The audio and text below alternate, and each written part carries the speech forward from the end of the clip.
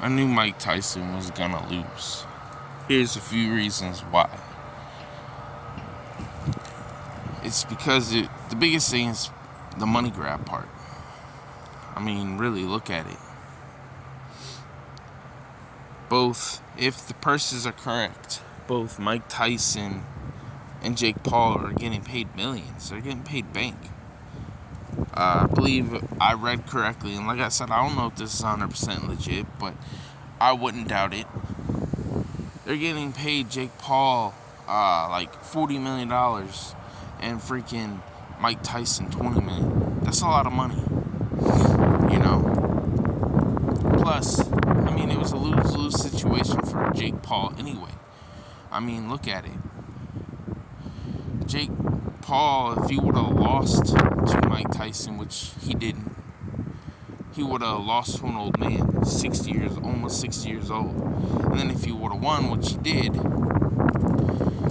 like, it just would have been no bragging rights because you just beat up an old man. You know what I mean? So one side you lose to the old man, the other side you win to the old man. Now, if you won against him in his prime, it'd be a bit different. You know, you could have some bragging rights, but he's not in his prime. He's 30 years past that. Also, I mean, yeah, if you really look at Tyson's, like, training videos, yeah, they were edited.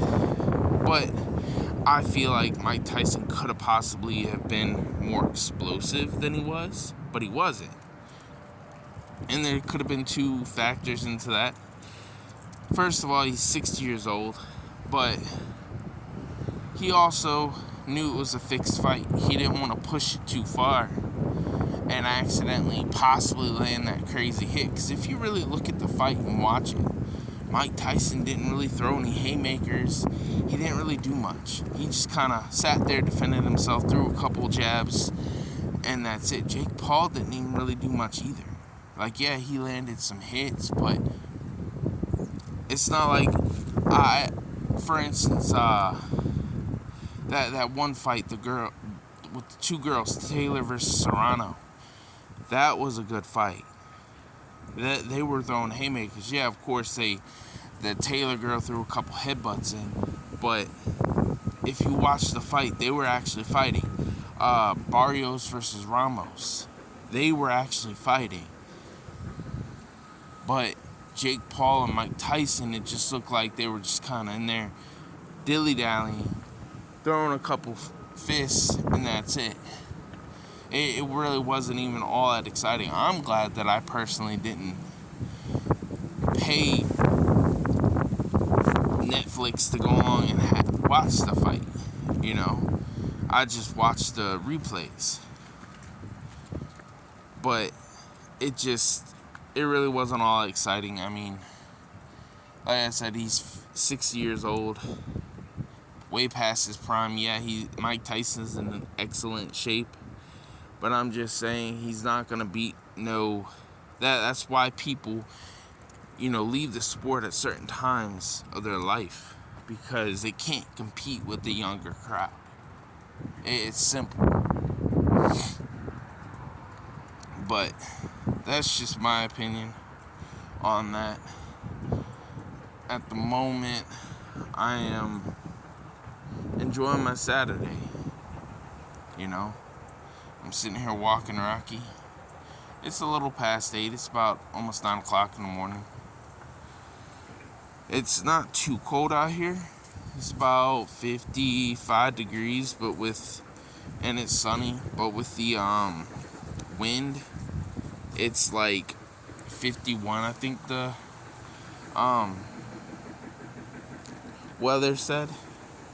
So it's not like horribly bad. Unlike up north and dealing with all the snow, but I just like I keep saying, I wish I was in Florida right now. And yeah, there's a possibility that I'm sometime real soon. Not like in the super near future, but sometime in the future we're gonna move down there. But I don't know exactly where. It could be where her, like, right there in the same county as her parents, or it could be, a little further away, like Orange County, or like near the Orlando area. It could be down south. It could be over there in Tampa. I don't know. Or it even could be in the Panhandle. Who knows? I mean, the Panhandle would be a lot further drive. That would be like 5, 6, probably even 7-hour drive away from where they are. But like I said, sorry about the wind. I don't know. I wouldn't mind living in the Panhandle though, because like, for instance, she don't like the heat. But the Panhandle is kind of like Alabama and some of the southern states where they actually get, the northern part of Florida actually technically gets cold. Yeah, it may not be a long of a winter as, just say, the northern states, like, or mid-Atlantic states, but it's still cold up there. You know what I mean?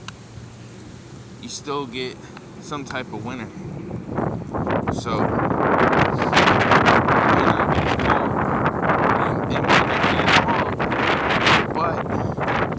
somewhat of a winter though. But like I said, we will see. I can't quite say yet. Like I said, we haven't even saved up to have another car, or you get the things that I said that we're gonna get, like the RV and stuff like that, plus the land. I mean, we have saved, but it's not like we're quite there at that point where I could say that we can go. You know what I mean? Plus, like I said, I kind of don't like rushing anything. I like to let things happen in life. It's kind of like the dozer. If you look at it, Rocky, up here, get out of the road. If you look at the dozer, for instance, I wasn't on a dozer for 9 years. And then all of a sudden, because when I first got here in 2015, I was on a roller, and then after I got on the roller, I got on the rock truck, and then my old boss, he didn't want me on the dozer or anything else, so he just kept me on the freaking truck. Kind of sucked. But it is what it is. His son eventually started working here, and he's now training to become a foreman, which is fine. But my goal is right now is to get experience on this truck, or not this truck, this dozer. Learn the GPS, learn how to actually cut with the blade and use the blade, so I can actually, if I get to a point where I'm not having my own business making me a profit to where I can live off of it, then I can go to a different company and not have to worry about them looking at me all crazy like, oh, you only have a year experience on the dozer. Then I'm not gonna hire you for that position. You know what I mean?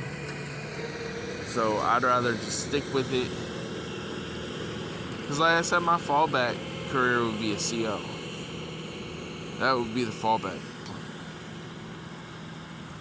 That's where I'd fall back on. Because,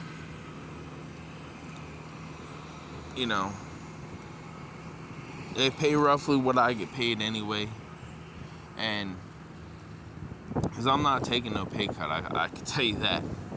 Like, I'm definitely, if I go anywhere else to a different company, I'm not taking no, pay cut. Because I remember when I moved down there in 2020 with my friend, he was trying to convince me to join FedEx as a warehouse person part-time and work there. And I'm looking at it like, why would I do that when they're getting paid $16 an hour and only 25 hours a week? I can't live off of that, And he's like, it's a good opportunity because you can get your CDL by, I guess they had this in-house training or whatever for CDL. And I'm like, dude, you do realize that you have to, that's not exactly 100% guaranteed that you're going to get into that. And second, 25 hours a week is not a lot, and $16 an hour is definitely not a lot. Not in 2020. And I was already getting paid up well over $20 by that point, you know. So I'm just like, I'm not taking no $5-6 pay cut, $7, whatever it was at that time, I forget. But yeah, I'm not taking no pay cut. And I already get 48 hours a week. Not guaranteed, because if it rains, then I don't get 48 hours. But yeah, so we'll see. We'll see what happens. I mean, I'm not exactly happy where I'm at. I mean, I'm happy that I got a roof over my head. I will say that for a fact. But, you know, everything happens for a reason. You gotta keep your head up, keep moving, keep doing what you're doing. Because, you know, we're never actually promised tomorrow. So, live your life,